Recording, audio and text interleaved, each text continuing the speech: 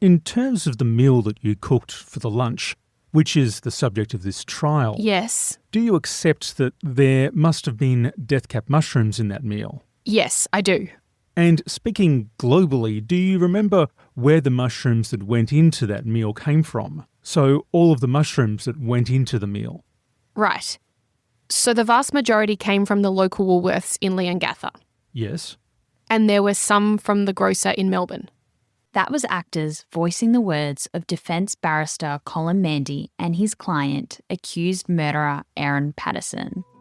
It was the first time she was asked about the beef Wellington meal at the centre of this trial.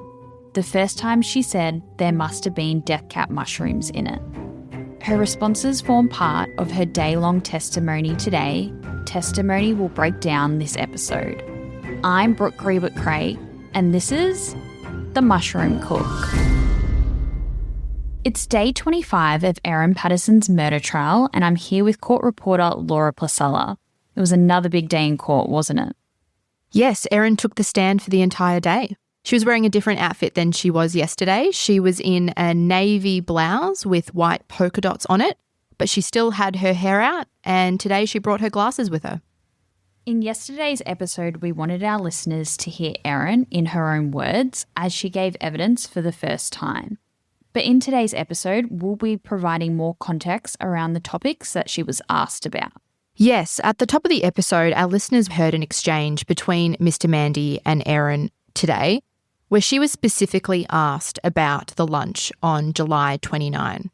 And this was actually the first time she has been asked in court by Mr. Mandy about this lunch. It hasn't been touched on before. And she admitted in her response that there must have been death caps in that meal. Now, it has been a few episodes since we've mentioned the defence case. Just as a reminder, Erin has pleaded not guilty to 3 counts of murder and 1 count of attempted murder. She says what happened at that lunch was a tragedy and a terrible accident. Erin was also asked about her love of mushrooms, and she said she discussed fungi with her Facebook friends who have given evidence already in this trial. Erin explained to the jury today how much she loves mushrooms of all different varieties. She explained how she would buy mushrooms from the local Woolies near where she lived, as well as farmers markets and Asian grocers whenever she came to Melbourne. These grocers were located around one of her properties in Mount Waverley, namely in suburbs such as Oakleigh, Clayton and Glen Waverley. And she said that she would visit these stores when she was staying in Melbourne with her children during the school holidays. The court heard that some of the mushrooms she bought from these stores included shiitake, enoki or porcini mushrooms, and she said she would use them in a variety of dishes, such as curries, pasta dishes and soup. When asked today by Mr. Mandy what she liked about exotic mushrooms, she said they just taste more interesting. They have more flavour. Erin told the jury that she developed an interest in wild mushrooms in early 2020 during COVID lockdowns in Victoria. Erin said she spotted mushrooms growing in the paddocks at one of her properties at Shalcott Road in Currambara, and this is where she had animals. I think it's important to note to our listeners that over 11 years, Erin owned 6 properties. She owned 4 in Currambara, and that included in Nason Street, Anthony Court, and she had 2 properties on Shalcott Road. She had another property in Mount Waverley at Lyons Street, which we mentioned earlier. And finally, she had another property at Gibson Street in Leongatha, and that's where the lunch took place on July 29, 2023. Erin told the court that it took a while for her to confidently identify the mushrooms she was spotting. She said she relied on a Facebook group for mushroom lovers where people could post the mushrooms they were seeing in the wild and ask other people to help identify them. After she said her knowledge increased, she began regularly picking mushrooms and cooking them in meals, including those she served her children. She told the court she would chop the mushrooms up very small so her children couldn't pick them out. She told the court the mushrooms they were eating tasted good and she didn't get sick. Mr. Mandy also asked Erin questions about her purchasing a dehydrator in April 2023. The jury previously heard that Erin dumped this dehydrator at Coonawarra Tip and police seized it. Asked why she bought the dehydrator, Erin said, I liked eating wild mushrooms, but it's a very small season. You can't keep them too long in the fridge. So it was one way of sort of preserving them and having them available later on throughout the year.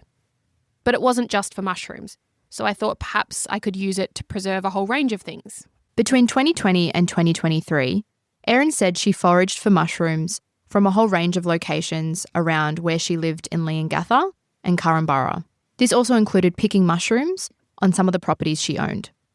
Mr. Mandy asked her today whether she ever foraged for mushrooms under oak trees, and she said she did not. Photos were shown to Erin today that had been previously shown to the jury. She confirmed these were photos she had taken that had been extracted from devices seized from her home. In the photos, the jury could see trays from the dehydrator, and on them there were slices of dried mushrooms. She explained that she was doing some experimenting with the dehydrator and wanted to see how long it would take to dry out fungi and what temperature the dehydrator needed to be set to. So Laura, at the start of the episode, our listeners would have heard an exchange between Mr. Mandy and Erin. Can you talk more about where Erin said the mushrooms in the beef Wellington were from? As we've heard previously, Erin said that the mushrooms in the beef Wellington came from a Woolworths in Leongatha and an Asian grocer in Melbourne. She told the court today that she wasn't quite clear exactly where she bought them, but she remembered buying them in April, bringing the product home, and realising they smelled very pungent. She didn't think a mushroom with that smell would work well in the dish she was making at the time, so she put them in a container and then placed that container in her pantry. She told the court that that container with the dried mushrooms from the Asian grocer was in her pantry around the time she was dehydrating wild mushrooms in May and June. And she went on to say that she remembered putting dehydrated wild mushrooms into a container that already held other dried mushrooms. Okay, let's move on from mushrooms and let's talk about another topic that Erin was asked questions about, that being child support. The jury has previously heard evidence that Erin and Simon permanently separated in 2015, but had remained friends until around October 2022. This was when a dispute arose about child support after Erin had found out that Simon changed the marital status on his tax return to single. Erin told the court that she was annoyed that Simon had not told her that he was making this change on her tax return, and if he had told her earlier, she would have been able to make an application for a family tax benefit. Erin spoke to her friends about the child support issue in a Facebook group chat. She became emotional today when answering questions about those messages that she sent. When speaking, Erin wiped her eyes with her hand and grabbed a tissue. She went on to say that she had been part of this chat since January 2020. The messages that Erin was being asked about today were sent in December 2022, and they were about Don's response to the issue, Don being Simon's father. The jury were once again shown these messages in court. Here is the first one. So Don said they can't adjudicate if they don't know both sides, and Simon won't give his side. So he said all he can ask is that Simon and I get together and pray for the children. This family, I swear to fucking God. Erin told the court today that she sent this message to her Facebook friends because she felt hurt, frustrated, and a little bit desperate. Here's more of what she said today. I knew that the women would probably support me being annoyed about those things, and so I sent them to them knowing they would probably latch on and become like a cheer squad for your problems. Does that make sense? She then went on to say, I wish I never said that. I feel ashamed for saying it, and I wish the families didn't have to hear that I said that. They didn't deserve it. Mr. Mandy then asked Erin questions about this message she sent her online friends. I'm sick of this shit. I want nothing to do with them. I thought his parents would want him to do the right thing, but it seems their concern about not wanting to feel uncomfortable and not wanting to get involved in their son's personal matters are overriding that. So fuck him. Erin told the court she regretted the language that she used. Here's more of what she said. I needed to vent. I needed to get the frustration off my chest, and the choices are go into the paddock and tell the sheep or vent to these women. I regret the language that I used, but I knew that they would rally around me. I probably played up the emotion to get that support. In court today, Erin went on to say that she didn't mean those things. I was really frustrated with Simon, but it wasn't Don and Gail's fault. It wasn't the family's fault, and it wasn't even entirely Simon's fault. I played a part in the issue too. Ultimately, Erin said it was wrong to try and involve Don and Gail, and she should have approached it differently with Simon. Let's move on to another topic. Yesterday, Erin spoke about her low self-esteem in July 2023, but today Mr. Mandy asked her more about her relationship with food. She explained that she has struggled with body image issues ever since she was a teenager. She said she tried every diet under the sun and also battled bulimia. This is what she said today. I mean, it's been a roller coaster over the years. When I was a kid, Mum would weigh us every week to make sure we weren't putting on too much weight. And so I went to the extreme of barely eating then, and through my adult years, going the other way, binging, I suppose, for lack of a better word. I had never had a good relationship with food, a healthy relationship with food. Erin and Mr. Mandy also had an exchange about her health, in particular about cancer. In week 1 of the trial, when Simon gave his evidence, he said Erin had invited him, along with Don, Gail, Ian and Heather, to lunch as she wanted to discuss some important medical issues. According to Ian, Erin told her guests she had cancer and described it as life-threatening.